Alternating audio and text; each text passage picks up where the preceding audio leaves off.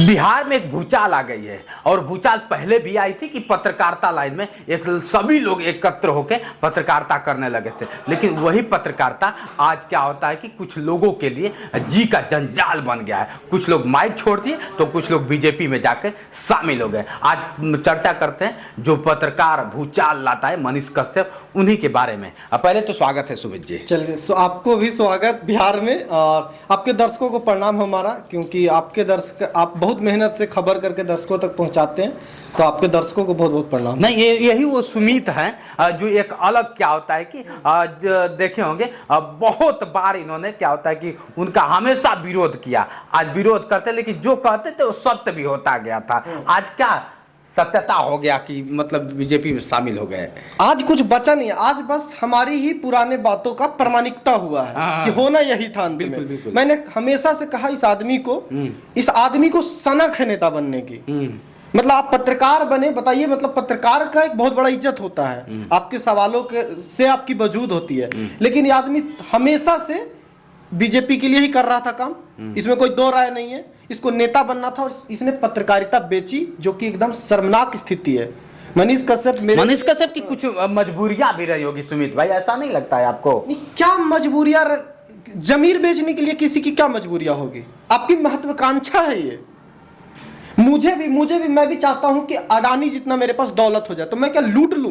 और शुरू से आप देखते हैं कि आप विरोध करते आए। ऐसा तो नहीं कि चेहरा चमकाना चाहते थे कि नहीं, उस वक्त भी कई लोग आपसे कहे कि चेहरा चमकाना चाहता है और आज भी आप चेहरा चमकाना चाहते हैं। काहे नहीं चेहरा चमकाएंगे? चेहरा, अगर किसी के वाजिब सवाल को आपको लगता है कि चेहरा चमकाना है तो मैं चेहरा ही चमकाऊंगा। गुंडाई तो नहीं कर रहा हूं ना। वो व्यक्ति गुंडा है, उस पे एफआईआर गुंडाई का है, उस पे एफआईआर पैसा वसूली का। तो गुंडा किसके लिए बना? आपके बिहार के लोगों के लिए बना, बिहार के मजदूरों के लिए बना, बिहार के गरीबों के लिए बना, यही तो गुंडा बना ना। नहीं, ये गुंडाई कोई काम की नहीं है। सबसे पहली बात कि आज वो बीजेपी में शामिल हो गया। पता है, एबीपी न्यूज को एक इंटरव्यू का एक हिस्सा मैंने सुना, जिसमें पता क्या बोल रहा है आदमी? कह रहा कि आप मेरा वीडियो देखिएगा तो पहले से ही पता चल जाएगा कि मैं किस तरफ मेरा झुकाव था। यानी बीजेपी की तरफ झुकाव था। तो मतलब चेन्नई वाला जो कांड जिसके लिए 9 महीना जेल में रह के आया है, ये आदमी सच में बिहार को बदनाम करने की साजिश की। क्या बिहार को बदनाम करने के व्यक्ति जो साजिश करेगा, बिहार में नेता बनने का अधिकारी है वो? और मैं उसका तारीफ करूं। पत्रकारिता का इस माइक आप उठाते हैं ना, आप इस माइक को लेके जब आप किसी के पास जाएं और आपको कहे कि आप उस तरफ से हो, कितना कचोटता है। एक पत्रकार की हत्या हो जाती है उस दिन। जिस दिन आपकी आवाज की हत्या हो जाए ना, उस दिन आपकी पत्रकारिता हत्या हो गई। और कितना बुरा लगा। बिहार को अगर देखा जाए तो जो बदलने की बात करता तो एक सिस्टम मिल गया। अब तो सिस्टम एकदम तो सिस्टम से आप करेंगे। अब भाई अब तो सांसद भवन में बैठेंगे, सदन में बैठेंगे तो अपनी हक को जो पब्लिक के होंगे वो रखेंगे। माइक से सिर्फ चिल्लाते थे, अब तो हक से मांगेंगे। वो जो व्यक्ति बिहार को बदलने की बात कर रहा था खुदे बदल गया। मतलब सोचिए। अरे नहीं बदल गया, ठीक है, लेकिन अब तो क्या होता है कि हक की बात करेंगे ना सदन में बैठ के कि नहीं 1 लाख रोजगार हमें चाहिए। क्यों नहीं? एक बात बताएं, बिकाऊ आदमी का जमीर नहीं होता, रेट होता है।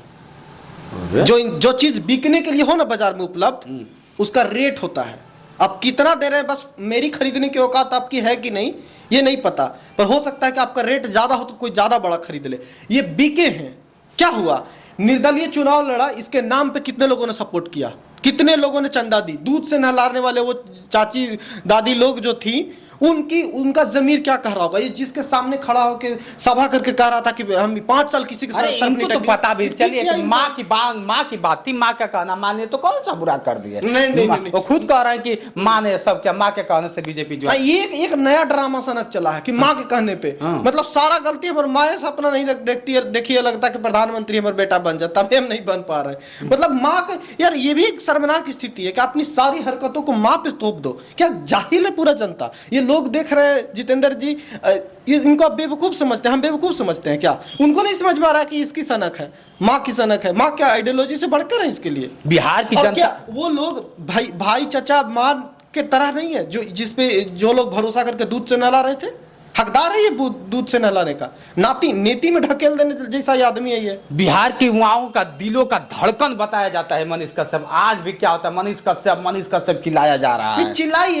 चिल्लाइए, गुंडाई का शोर तो होता है ना। कितने गुंडा बिहार में और यूपी में और कहां हुए, उनके पीछे भीड़ था। इसका मतलब ये थोड़ी है कि गुंडा नहीं थे आप। पत्रकार थोड़ी है आप दलाल है। तू पैसा क्या है जो बिक गया। कोई नहीं। अच्छा, इसके चेला चमटे की बात करते हैं। आप बोल रहे हैं ना, याद कीजिए आज से 6-7 महीना पहले, शायद आपको नहीं पता होगा, एक क्रिएटर मीट हुआ था बिहार में, हुआ था ना जी। उसमें ये आप थे ना, नागेश सम्राट था ना, जो आज रो रहा है हर चैनल पे जाके कि मनीष कश्यप मेरा दोस्त था, इसके लिए हम जेल गए, राम लिखोवल हाथ पे डंडा खाए। सर खाए क्यों? तुम 2 पैसा के गुंडा थे, मनीष कश्यप के पीछे पीछे दौड़ रहे थे। 2 गुंडा? कैसे कह सकते, ये कैसे कहते? नागेश सम्राट का कोची आपके सामने कॉलर पकड़ा था कि नहीं? पकड़ा था कि नहीं? आप बताइए। आप समझिए बात को, नागेश सम्राट मनीष के लिए जान देने के लिए तैयार थे। हाँ तो है ना, मनीष कश्यप के नाम पे आज उस आदमी के लिए सच में गुस्सा नहीं है मेरे अंदर। गुस्सा होता तो बोलते, हमको तरस आ रहा है, तरस आ रहा है कि तुम्हारी औकात क्या बना के छोड़ा। अच्छा, लोगों की नजर में 2 पैसा गुंडा बना के छोड़ा और कुछ नहीं। जो पीछे पीछे लोलो पोपो करता था और मिला कुछ नहीं, अब रोना रो रहा। अब उनका तकलीफ क्या है बताते हैं आपको। मनीष भैया को तो मिल गया अपना MLC वगैरह, जो भी मिलेगा ना मिलेगा वो बात की बात है। अब इनको लग रहा है, कह भी रहे हैं बल्कि उनको गार्ड मिल जाएगा, इनको लग रहा है कि लो हमारा तो कुछ मिला नहीं है। तो इनको दुख इस बात की है, और आप यही डिजर्व करते हो। दूसरों की जब इतना चाटोगे ना, मैं दावे के साथ कह सकता हूँ नागेश सम्राट मुझे नहीं जानता पर्सनली। अब मैं उसे नहीं जानता क्योंकि वो फील्ड में काम नहीं करता, वो है क्या, करता क्या है वो। लेकिन उसने, उस व्यक्ति ने मनीष कश्यप के लिए कि मनीष कश्यप पे तुम सवाल क्यों उठाते हो, इसके लिए मेरा कॉलर पकड़ ली और मैंने शांत रहना उचित समझा। आज तुम मेरी ही बात सही कर दिए। मैं तो बोलता था कि दागेबाज आदमी है। इस आदमी के लिए कितने लड़के जेल चले गए, मनीष कश्यप के लिए। ये भी नागेश सम्राट उनमें से भी है। क्यों जेल जा रहे थे भाई? लहासा मार्केट वाला कांड में ये भी था शामिल है। वो एक जॉर्ज क्या है उसका मूर्ति तोड़ने में चंदन उपाध्याय वगैरह लोग भी थे। सब जेल गया और सबकी एक तरह से जिंदगी बर्बाद हुई, और इस आदमी को मिल गया MLC का टिकट। और सबको अब इस तकलीफ है कि हम कहाँ रहे।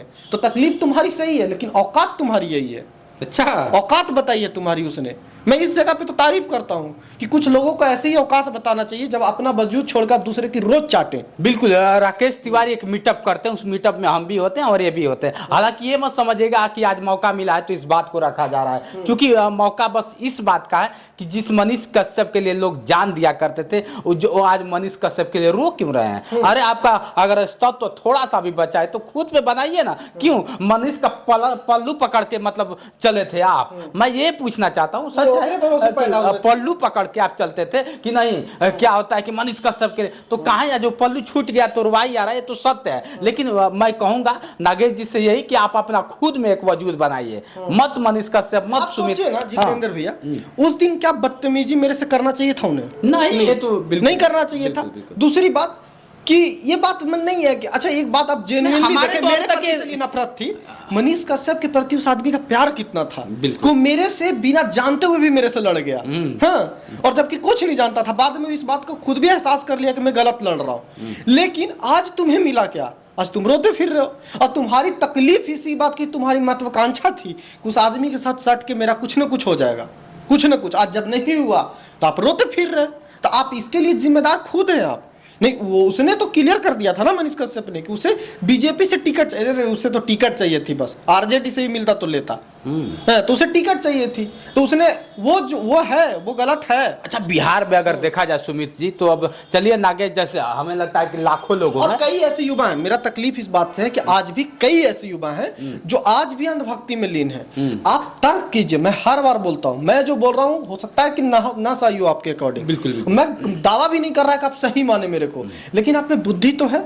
आप इतना मतलब बेवकूफ तो नहीं हो ना कि तर्क ना कर सको। तर्क करो कि कोई पत्रकारिता का माइक उठा के और नेतागिरी करने का सपना देखे तो आपकी पत्रकारिता को कितना बेच रहा है वो। लोकतंत्र में हमारी पत्रकारिता का बहुत अच्छा, आप उनको पत्रकार मानते हैं या फिर बिहार का युवा नेता मानते हैं? नहीं, उस आदमी को हम सिर्फ दलाल मानते हैं। दलाल अब तो जिसने जमीर बेच दी, नेता बन गए मालिक। नहीं तो नेता तो जमीर बेचता ही है ना, तो बेच रहे हैं अब ये मतलब ये साबित कर रहे हैं। बिहार की युवा क्या करेंगे? खराब। हाँ, बिहार की युवा क्या करेंगे अब बिहार की युवा जो जान देने के लिए उतावले थे, एकदम बौखला जाते थे, भीड़ लगाते थे, मनीष भैया जिंदाबाद जिंदाबाद। नहीं तो आप वो जाने दे उसी लायक है। अपनी तो आपने पढ़ाई की नहीं, आप अपने अपना वजूद बनाया नहीं, आप पढ़ने का तर्क किए नहीं, आपको बुद्धि लगाया नहीं, तो आप क्या कीजिएगा? ये अभी रेलवे का प्रोटेस्ट चल रहा था, 5696 को सीट आया था।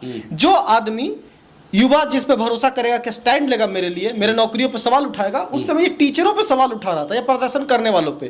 तो आपने जो अरे उसी टीचर के लिए तो आपको पता होगा बड़ा जान देते थे, अब टीचर पे सवाल टीचर पे सवाल उठाने लगे क्योंकि इनको नेतागिरी चमकाना है। तो आप सबको बेच दिया। आप कहाँ हो? अब किसके पीछे तारीफ? टीचर कहाँ गए जो बहुत काफी क्लोज कहते थे कि बहुत हमारा क्लोज? सबको गच्चा दिया ये आदमी सबको घो पिला के खत्म कर दिया। अब देखिए बिहार के युवा हैं और बिहार के भी एक पत्रकार हैं और अब अपना खुद के दम पे एक अगर देखा जाए तो सुमित जी पहचान बनाते हैं, लेकिन उस पहचान को मिटाने के लिए ना जाने कितने लोग आए और इनके साथ अभद्रता कह लिया जाए करके चले गए। आज वही लोग रो रहे हैं। तो सद्बुद्धि की कामना है। नहीं, मुझे तकलीफ मेरे साथ अभद्रता की नहीं है, मुझे तकलीफ है पत्रकारिता के साथ अभद्रता का। मुझे तकलीफ होता है जितेंद्र भैया कि जब हम माइक उठा के जाते हैं और आपको कोई कह दे कि आपको भी तो टिकट नहीं न लेना है कहीं से, आपकी पूरी मेहनत, आप जो गाड़ी आपकी खर्च होती है, हर कंटेंट करने में खर्च होता है, आप जा गए हो, आप शिद्दत से गए, आप पे कहीं लाठी चल जाएगा, कभी डंडा चल जाएगा, आप सारे चुनौतियों को पार करके गए और एक व्यक्ति सामने से आपके बोल देना कि जब क्या आपको भी टिकट लेना है क्या, आप अंदर से टूट जाते हो। और तकलीफ इस अभद्रता की है मुझे।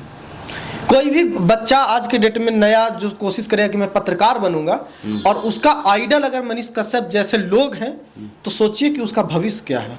उसका भविष्य तो जेले में ना होगा। तकलीफ इस अभद्रता से है। तकलीफ इस अभद्रता से है कि एक जितेंद्र दिव्यांग जी जो कि बहुत सक्षम नहीं है हर तरह से काम करने के लिए, वो अपने दम पे माइक उठा के काम करते हैं, बिहार आते हैं और उनको कोई खड़ा होकर कह दे कि तू तो पार्टी के लिए ना चापलूसी कर रहे हो कहीं से। इस अभद्रता से तकलीफ है। क्या आपको ये अभद्रता से तकलीफ? बिल्कुल राइट। अगर जिस तरह से देखा जाए अभी मनीष बिहार आएंगे तो क्या बिहार जैसे एयरपोर्ट पे जिन लोग जाते थे स्वागत करते थे, या जाने के बाद क्या होता है कि खूब चिल्लाते थे कि मनीष भैया, तो क्या इस बार भी बिहार के युवा जाएंगे? नहीं, वो चटोहर पत्रकार चाटते रह जाएंगे आप। उनकी औकात ही चाटने वाली की है। समझ रहे हैं? एक पत्रकार के पक्ष में जिंदाबाद मनीष भैया कैसा है, बिहार का सीएम कैसा है, एक पत्रकार माइक लेकर लगा रहा है नारा। मतलब अपने आप में हास्यास्पद यही है। बिहार की पत्रकारिता इतना खत्म हो गया क्या? इतना खत्म हो गया। आप जाइए टीवी में, अखबार में, बिहार 60 to 70% लोग बिहार के लोग हैं। आपको पता है ये बात? और बिहार के लोग सवाल खड़ा करने के लिए जानते हैं, ना कि जिंदाबाद चाटने के लिए।